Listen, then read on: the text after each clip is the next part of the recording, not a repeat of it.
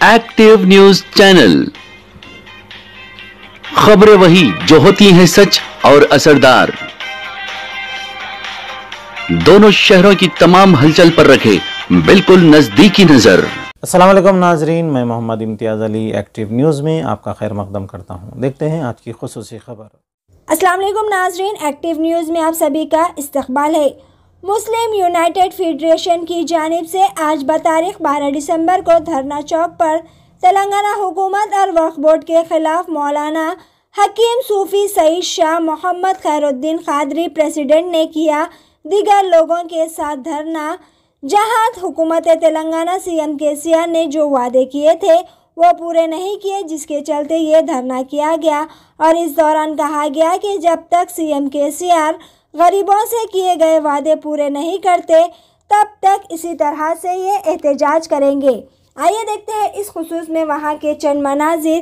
पेश है हमारे नुमाइंदे शेख एजाज की यह खास रिपोर्ट। इसी तरह की मज़ीद खबरों से जुड़े रहने के लिए चैनल को लाइक करें, शेयर करें और सब्सक्राइब करना ना भूलें।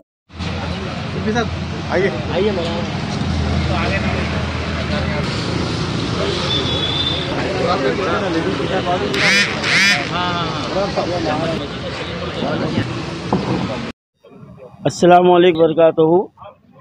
मौजूद नाज़रीन किराम, अल्लामा इकबाल का एक शेर है, मैं उसमें अल्लामा इकबाल की रूह से माजरत करते हुए थोड़ी सी तब्दीली कर रहा हूँ कि न समझोगे तो पछताओगे ऐ तेलंगाना वालों, न समझोगे तो पछताओगे ऐ तेलंगाना वालों, तुम्हारी दास्तां तक भी ना होगी दास्तानों में। आज हमारी तेलंगाना सरकार हमको हर तरह से मिटाने की कोशिश कर रही है। हमारे इमलाक को तबाह किया जा रहा है, हमारे हुकूक को सल्ब किया जा रहा है और हमारे हक़ को दबाया जा रहा है, बल्कि हमारी आवाज़ को भी दबाने की कोशिश की जा रही है। और हमने टीआरएस सरकार को 9 साल तक हमने देखा है और हम ये इंतज़ार में थे कि केसीआर जो भी वादे किए हैं वो उसको पूरा करेंगे, लेकिन इस 9 साला दौर इख्तिदार में मुसलमानों को सिवाय महरूमी की कुछ हाथ नहीं आई। 12% का इन्होंने वादा किया, उसको फरामोश कर दिया। वक्फ बोर्ड को जुडिशनल पावर का वादा किया, उसको ख़त्म कर दिया। उर्दू को दूसरी सरकारी ज़बान का वादा किया, वो ख़त्म हो गया। माइनॉरिटी कमीशन, उर्दू एकेडमी, हज कमेटी और जो है ना सिटविन वगैरह, ये इदारों को फ़ंड जारी करना बंद कर दिया गया। या इन इदारों से अक़लियतों और मुसलमानों की जो है ना कुछ जो है ना भलाई होती थी वो भी ख़त्म कर दिया गया है। काबीना में जो है ना कोई काबिल हमारा मुस्लिम वज़ीर नहीं है, हत्ता के 12 यूनिवर्सिटी में एक भी जो ना मुस्लिम वाइस चांसलर नहीं है। और एक जो ना पब्लिक सर्विस कमीशन में जो हमेशा एक मुस्लिम नुमाइंदा हुआ करता था, ये टीआरएस सरकार ने उसको भी ख़त्म कर दिया है। अब क्या ख़त्म करने वाले हैं? तो केसीआर साहब, हम आपको ये बताना चाहते हैं, अब आपका ये जुल्म जो ना चलने वाला नहीं है। हम आपके खोखले वादों पर अब भरोसा करने वाले नहीं हैं। अब हम उठ गए हैं और हम उस वक्त तक हम जो है ना ये लड़ाई को जारी रखेंगे जब तक कि आप हमारा हक हमको अदा ना करे। हमारे अइम्मा जो यहाँ पर अभी की गई जीना है और ये इंशाल्लाह ये 2023 के इलेक्शन तक न सिर्फ हैदराबाद में बल्कि पूरे रियासत में हम उसको लेके उठेंगे और हमारे टीआरएस सरकार के चेहरे को हम जो ना आईना बताएंगे और हमारे हक के लिए आवाज़ उठाएंगे इंशाल्लाह। अल्लामा इकबाल का एक शेर है, मैं वो शेर मौलाना खैरुद्दीन सूफी साहब को मौसूम करता हूँ। मैं अकेला ही निकला था जानिबे मंजिल मगर, मैं अकेला ही निकला था जानिबे मंजिल मगर, लोग आते गए कारवां बनता गया। कि मौलाना खैरुद्दीन सूफी साहब की आवाज़ पर आज इतने लोग जमा हुए हैं और तमाम लोगों ने दामे दरमे सुखने इस प्रोग्राम में अपनी काविशों का ताउन किया और आज के प्रोग्राम को कामयाब बनाया। मैं तमाम का फ़र्दन शुक्रिया अदा करता हूँ। हुकूमत तेलंगाना का जो 9 साला दौर गुजरा है उसकी जो है ना बदहाली का अवाम जो है ना इतनी मुतासिर हो गई है और इतनी गशी की हालत में है कि उनको एहसास ही नहीं है कि आज हम कहाँ पे हैं।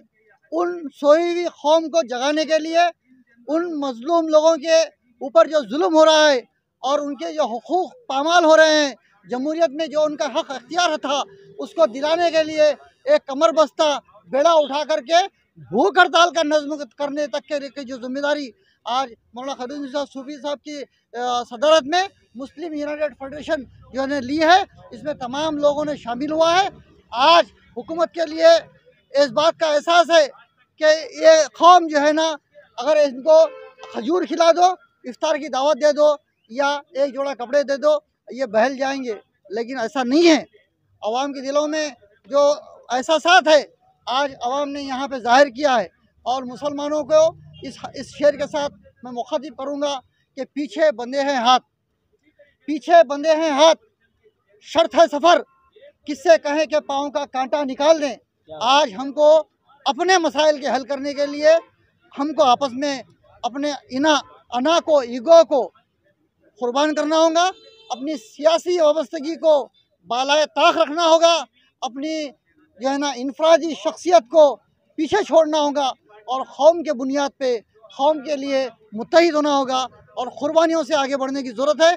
मैं चाहूँगा कि मौलाना खैरुद्दीन सूफी साहब इसका जो है ना बेड़ा तमाम तेलंगाना तक, बल्कि नहीं हिंदुस्तान के कोने कोने तक इसको लेकर जाएंगे इंशाअल्लाह। తెలంగాణ ముస్లిం యునైటెడ్ ఫెడరేషన్ ఆధ్వర్యంలో ఇందిరా పార్క్ దగ్గర ఒకరోజు దీక్ష చేస్తూ ఉన్నారు. ఈ ఒకరోజు దీక్షకి బహుజన్ సమాజ్ పార్టీ నుండి పూర్తి మద్దతు తెలియజేస్తూ ఉన్నాం. ఎందుకంటే ఈరోజు ముస్లిం యునైటెడ్ ఫ్రంట్ ఆధ్వర్యంలో జరిగే ఈ దీక్ష ఎందుకు అంటే, గత కేసీఆర్ గారు తెలంగాణ ఉద్యమం నుండి తెలంగాణ వచ్చేంత వరకు కూడా మరి ముస్లింలను ప్రతిరోజు ఉద్యమంలో వాడుకున్నాడు. అంటే ఏ మీటింగ్లోనైనా, ఏ సమావేశంలోనైనా భవిష్యత్తులో వచ్చే తెలంగాణ రాష్ట్రానికి వెంటనే రాష్ట్రం రాగానే 12% రిజర్వేషన్ కల్పిస్తా అని చెప్పి ఎన్నోసార్లు చెప్పడం జరిగింది. మరి దాన్ని ఈరోజు ముస్లిం సమాజం 8 సంవత్సరాల టైం ఇచ్చినప్పటికీ కూడా, 8 ఇయర్స్ టైం ఇచ్చినప్పటికీ కూడా ఇప్పటికి కూడా ఏ ముస్లిం సమాజానికి ఏవైతే హామీలు ఇచ్చిండో ఆ హామీలను ఇప్పటి వరకు కూడా ఏ ఒక్క హామీ కూడా నెరవేర్చలేని కేసీఆర్ గారు 8 సంవత్సరాలు చూసి ఆ ముస్లిం సమాజం అంతా ఈరోజు రోడ్ల మీదకి వచ్చి ఇందిరా పార్క్ దగ్గర ధర్నా చేస్తూ ఉన్నారు. ఆ ధర్నాలో వాళ్ళ డిమాండ్స్ చాలా పెద్ద డిమాండ్స్ కావు, ఏదైతే చిన్న చిన్న డిమాండ్స్ ఉన్నాయి వాళ్ళకు. ఏదైతే మైనార్టీ ఫైనాన్స్ కార్పొరేషన్ నుంచి కూడా పేద ముస్లిం సమాజానికి 2 లక్షల రూపాయలు సబ్సిడీ ఇవ్వాలని చెప్పి ఒక డిమాండ్ చేస్తూ ఉన్నారు. అదేవిధంగా పేద ముస్లిం చనిపోయినప్పుడు ఆయన దహన సంస్కారాలకు ఒక 10,000 రూపాయలు ఇవ్వాలని చెప్పి ఒక డిమాండ్ చేస్తూ ఉన్నారు.